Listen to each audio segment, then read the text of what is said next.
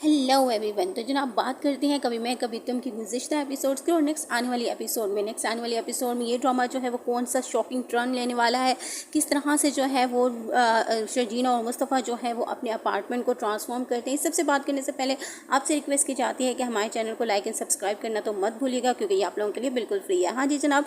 तो दिखाया जाता है कि इस एपिसोड के अंदर गुज़िश्ता हर एपिसोड के अंदर कुछ ना कुछ करते हुए वो शर्जीना और मुस्तफ़ा जो है वो अपने अपार्टमेंट को मज़ीद डेकोर और अच्छा बेहतर अंदाज में जो है वो सजाने की कोशिश कर रहे हैं और एट दी एंड एक दिन ये भी आया बहुत ही खूबसूरत जो है वो घर बन चुका होगा। लेकिन अब दिखाया जाता है दूसरी तरफ के धीरे धीरे जो है वो मुस्तफ़ा के घर वालों को यानी कि उसके अब्बा को जो है वो टेंशन हो रही होती है कि किस तरह से जो है वो मेरा बेटा सर्वाइव कर रहा होगा। इसी टेंशन में उनकी हो जाती है तबीयत ख़राब और इसी तरह से जैसे भी मुस्तफ़ा की अम्मा रोते धोते हुए अदील को बुलाती हैं कि तुम्हारी अब्बा की तबीयत बहुत ज़्यादा ख़राब होगी। देन अदील जो है सो हॉस्पिटल लेके जाता है, वो कुछ बेहतर होते हैं तो उनको घर लेके आते हैं। तो जनाब दिखाया जाता है कि मुस्तफ़ा का अब्बा जो है वो बहुत ज़्यादा परेशान और डिप्रेस है कि मैंने अपने बेटे के साथ क्या किया, लेकिन मैं मजबूर था हालात से और माशरे से कि मेरी भी एक इज्जत है। तो जनाब इन सब बातों को सामने रखते हुए एक बाप की अपने बेटे के लिए तमाम फीलिंग्स जो हैं वो बहुत ही अच्छे तरीके से एक्सप्रेस की जाती हैं। जिस तरह से जो है जावेद शेख को एक्टिंग कर रहे हैं, बिल्कुल रियल फीलिंग लग रही है, बिल्कुल रियल फीलिंग। ऐसा लग रहा है कि बहुत सारे लोग जो है वो ये ड्रामा देख रहे होंगे तो उनको ऐसा लग रहा होगा कि ये ड्रामा जो है वो उन्हीं के उस पर बना हुआ है और किस तरह से जो है वो अंदर डूब चुके हैं, बिकॉज इसमें बहुत ज़्यादा रियलिटी दिखाई। जनाब कहा जा सकता है साल 2024 का जो है ना वो सबसे बेहतरीन और ब्लॉकबस्टर ड्रामा जो है वो कभी मैं कभी तुम बन चुका है। हाँ जी जनाब। तो अब दिखाया जाता है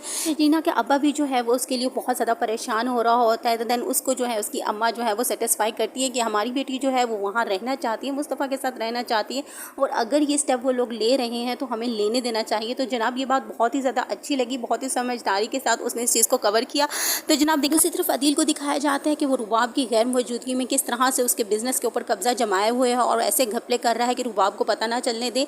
लेकिन ऐसी बहुत सारी बातें ऐसी होती हैं उसके अपने ही साथी जो हैं वो उसके नहीं रहेंगे और देन रुबाब तब की तमाम बातें लीक आउट हो जाएंगी। लेकिन ये होगा एंड वाली एपिसोड के अंदर। अदील जो है वो अपने तमाम पैंतरे जो है वो खेल चुका होगा। अब दिखाया जाता है नेक्स्ट आने वाली एपिसोड के अंदर कि किस तरह से अदील की जो अम्मा होती हैं वो परेशान हो रही होती हैं अदील के जाने पे कि भाई मुस्तफ़ा किस हाल में होगा, कैसा होगा, मुझे उसकी बड़ी फिक्र हो रही है। देन अदील कहता है कि अम्मा अगर आप चाहती हैं कि मैं इस घर में आता जाता रहूँ और इस घर को सपोर्ट करता रहूँ तो आप मुस्तफ़ा का नाम लेना जो है वो ख़त्म कर दें।